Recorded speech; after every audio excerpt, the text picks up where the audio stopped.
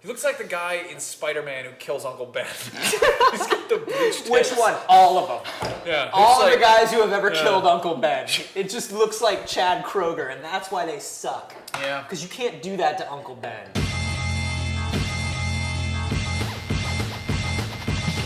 Here's the thing that I understand. I understand when video games based on movies are bad because you're taking something that is 2 hours and you're trying to make it a 40-hour interactive experience, and I get that. Fine. It's gonna get fucked. I don't understand why video games make bad movies. I think it's the people directing them. I think there's a lot of things that go on behind that. I think one of the biggest problems when making a video game movie is the characters. There is a lack of character in video game heroes because they're supposed to be a vessel for the person playing the game. It is supposed to be a person that you can identify with. It's kind of been, I mean, you look at Mario, like he didn't talk for like 15 years. And Sure, then he but just was like, spaghetti, buca and then you add to that, there's another thing, and it's the fact that the people who make video game movies are always sort of like, oh, they need help. They need training wheels. We're going to have to make this. The idea of an Italian plumber who fights dinosaurs and eats a lot of mushrooms, we're going to need help with this. What's Dennis Hopper doing? Like, but that's, I mean, that's the thing, yeah, it's an empty vessel. It is what it is. But like, how do you take that empty vessel? How do you look at Super Mario Brothers, any Super Mario Brothers game, and come up with a weird dystopian Bob Hoskins vehicle? Like, that's just, you just don't want to make the Super Mario Brothers movie. Like, you need to suck it up and say you don't want to make That's a really bad example. I think the best way to look at video game movies is to look at the ones that have come closest and check out what they did right. Right. So and it's the best 2012. Video game movie is Mortal Kombat. Mortal Kombat. It's 2012, and we have not had a better video game movie still than Mortal Kombat. See, and even that one I feel like is kind of an easy choice. No. I'm not saying the movie is bad at all. I totally agree with it being the best video game movie, although it's so good. I mean, there's so many crappy ones. It's kind of a There are like 15, 20 minutes within Mortal Kombat that we all forget about where it gets real slow. Like right before Reptile shows up. And like Liu Kang is just walking around or whatever. I love that. Because they're basically like, you have come to this island to fight the battle of Mortal Kombat to decide the fate of the Earth Realm, and then it's like, but until lunch is served, you are on free time, and then everyone just wanders around. Yeah, they're just like hanging out on the island. The reason that fighting game movies work, and the reason that there are so many of them, is that is not a case where you're stuck with this one boring main character and a handful of like overly colorful side characters. You've got an entire cast of characters. Yeah, and you can pick and choose. There's not much of a story to work with already, so you can just kind of like go off on your own, and people won't care as long as it's like within the realm of that world. But at the same time, like, as long as some people fight, and there's some of them in there, you pretty much got it covered. So, but here's Resident Evil. Resident Evil. Strong characters, strong plot. It's got a backstory that people care about. And I think this is just one of those things where director looks at it and goes, yeah, I get it. Maybe didn't really play it as much, maybe didn't really care to know it. I really feel like there's nobody behind the scenes from these video game companies that's like cutting a highlight reel of the game together for these directors. You know what I mean? Take the best parts, show it to them and be like, no, this is how Resident Evil works. Right. This is what it's about. This is cool. I think also, I mean, that's also the director of Mortal Kombat, and the director of Resident Evil is Paul W.S. Anderson. Yep. Whose background is in special effects, and he basically, I think he kind of found out, he's like, okay, video game movies, these make money, and you've got some wiggle room, and people will still go see them. He's made like, what, 6 Resident Evil movies or something? 6 of them, yeah. And at this point, it's pretty much just like, all right, my wife Mila Jovovich puts on a corset, and then there's some slow motion, and it's so and far only I get to sleep with her at the end of the day. All right, here we go, everybody.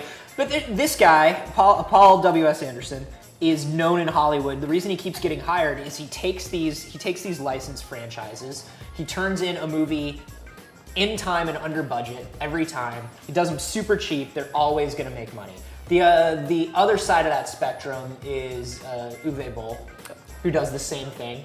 He's like, I'm going to buy this license as cheaply as I can, make the movie as cheaply as I can, and you're going to watch it. I've heard, and I don't know if this will get me killed for saying it, I've heard that Uwe Boll does money laundering for the Russian mob.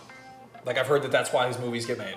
And he takes a bunch of money and he goes to like Eastern Europe, he goes to Prague and he films House of the Dead with a bunch of like, you know, struggling actresses. He was getting these, I think you were about to bring this up, he was getting these tax write-offs. If you're a German making a movie in Germany with a German crew, you got like 90% of your budget back. There's like no way the investors could lose money because they can write 100% off of it as a tax write-off, and then if the movie loses money, they can still write that off as a tax write-off. Here's the thing the backbone of this whole thing that I think is coming out as we talk about this.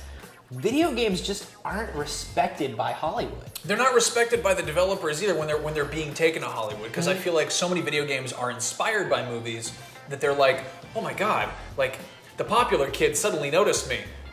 A year after high school's over, you're like, oh, yeah, what you do I can do whatever you want with it. Oh wow, jeepers! And I mean, that's what like. Can I sit on the set? They're working on a Deus Ex movie, and they've got this guy who made like 2 horror movies, and they've got like sort of some producers involved. But it's like, I mean, they're undervaluing the franchise. I feel like they also don't have an accurate picture of what gamers really want. Like a game like Resident Evil, people don't like because it's action-packed and there's hot chicks in it, which is like what draws people to the movies. Yeah. And I think that they kind of ascribe that mentality to all of gamers and assume that we all want something like really action-packed with lots of car chases and like a Michael Bay movie basically as a video game. When in reality, it was like these developers watched these George Romero movies, made a video game, and then did not go and get a George Romero movie made. What really bugs me is when there are games that are very, very apparently,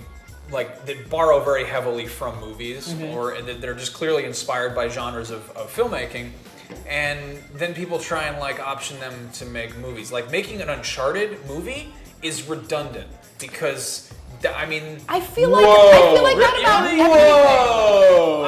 I feel like that would be like making a movie about a movie.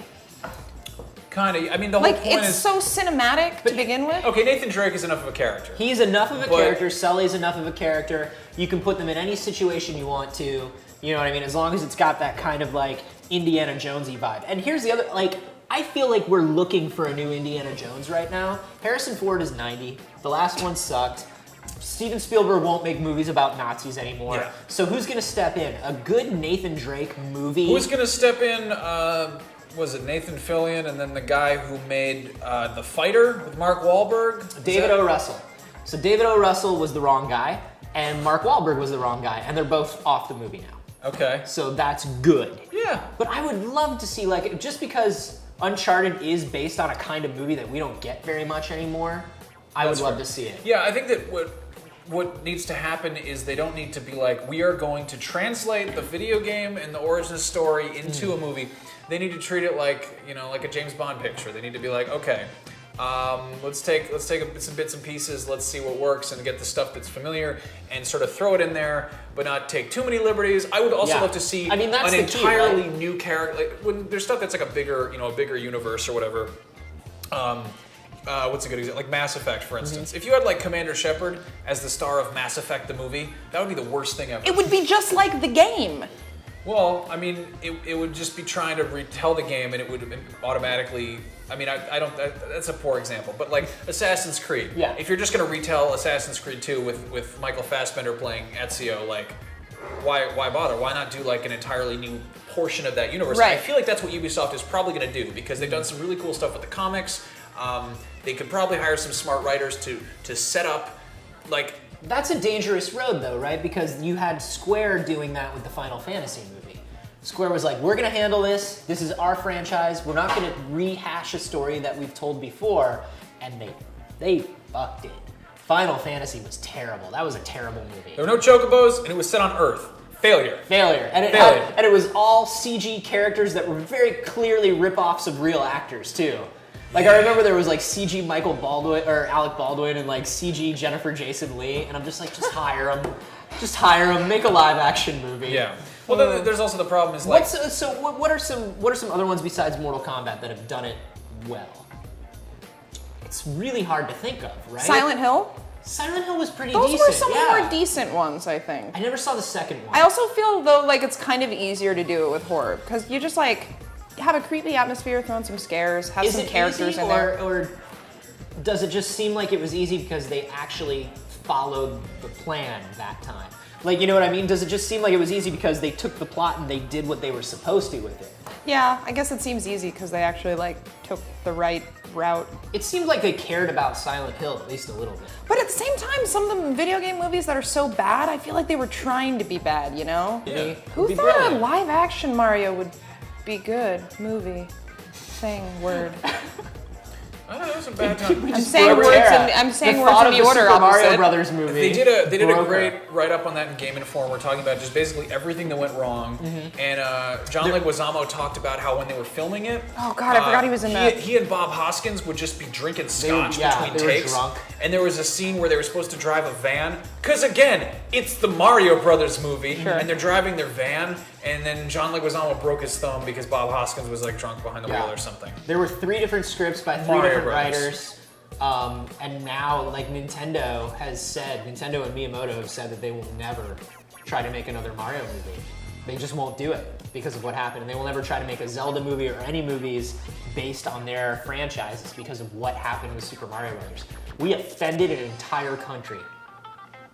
And they will never work with us again.